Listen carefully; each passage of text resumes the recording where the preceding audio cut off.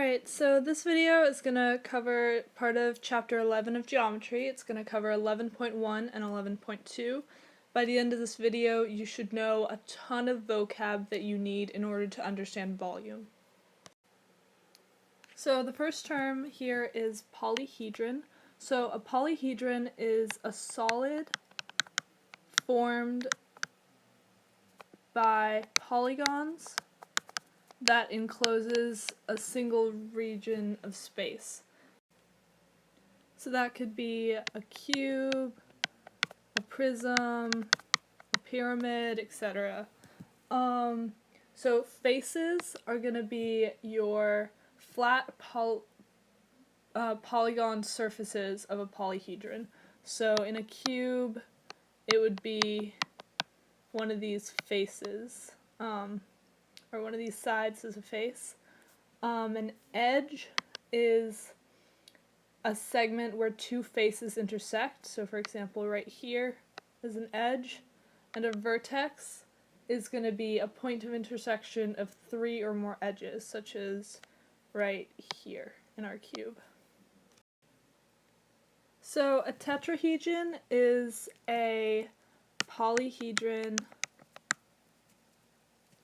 with four faces, and otherwise the prefixes are the same as for polygons, so pentahedron, hexahedron, heptahedron, octahedron, etc. And then a regular polyhedron is going to have, so in a regular polyhedron, each face of the polyhedron is enclosed by a regular polygon, and each face is congruent, and faces meet at a vertex in the exact same way. So an example of this is a cube, because all of the faces are going to be congruent. They're all regular polygons, and they meet at their vertices in the same way. So a prism is a polyhedron with two faces, also called bases, that are congruent and parallel polygons, and whose other faces, which are lateral faces, are parallelograms formed by segments connecting the corresponding vertices of the bases. So it works something like this. If we have a triangle here and a triangle here parallel to it, then we connect the vertices and we have a triangular prism. And then, as I said, the bases are going to be the two congruent faces, and the lateral faces are the other faces. And the lateral edges are going to be the edges where the lateral faces intersect. So prisms are classified by their bases. A right prism, so you can have a triangular prism if the bases are triangular, or a rectangular prism if they're rectangles. Okay, so a right prism is where the lateral faces are rectangles.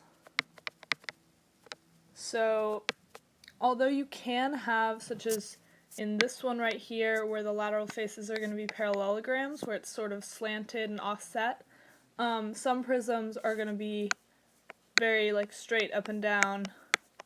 The lateral faces are going to be rectangles. And then an oblique prism is not a right prism, so they're not going to be rectangles. So not rectangles. The altitude of a prism is going to be a perpendicular segment from one base to the plane of another. So it doesn't necessarily have to go from touching one base to the other. It can also be out here and go from the plane of one base to another. And then the height of a prism is going to be the length of the altitude. So pyramids are also classified by their bases. You can have a triangular pyramid, you can have a rectangular pyramid. Essentially, these faces up here, the lateral faces, are going to be triangles, and then your base can be whatever you want. So the base is going to be whatever shape is on the bottom. The lateral faces are the triangles that connect in a point, and the lateral edges are where the lateral faces meet. The altitude, again, is going to be a perpendicular segment, this time from the vertex to the base of your pyramid, or to the plane of the base if you have a very slanted pyramid, and then the height is going to be, again, the length of the altitude. So we also have solids with curved surfaces, so they're not going to be polyhedrons. So a sphere is the set of all points in space at a given distance from a given point. So in contrast to a circle, which is the set of all points at a given distance from a given point in a plane, the sphere goes beyond planes in any direction. So I like to draw spheres sort of like this because it shows a bit of their three-dimensionality. And then the radius is that given distance away from the center point. So given distance, given point. And a hemisphere is sort of like a semicircle. It's going to be half of a sphere. So it's going to look something like this. And a great circle is going to be the circle on the base of a hemisphere. So it's going to go around the sphere at the largest point in the sphere. So think of it as the three-dimensional version of a diameter.